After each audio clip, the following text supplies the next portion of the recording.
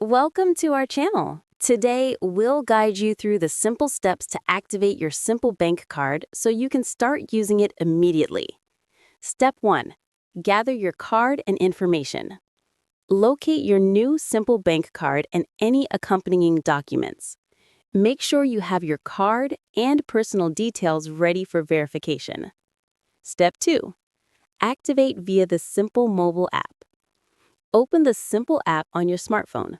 Log into your account, navigate to the Cards section, and select Activate Card. Follow the on-screen instructions, enter your card details, and complete the activation process. Step 3. Activate by phone. Alternatively, you can activate your Simple Bank card by calling the customer service number listed on the sticker attached to your card or on the back of the card.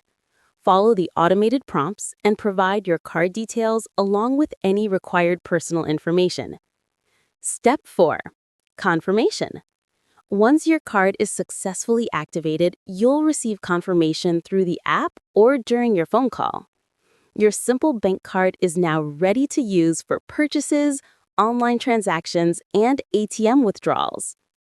Don't forget to subscribe to our channel and give this video a thumbs up for more helpful tips.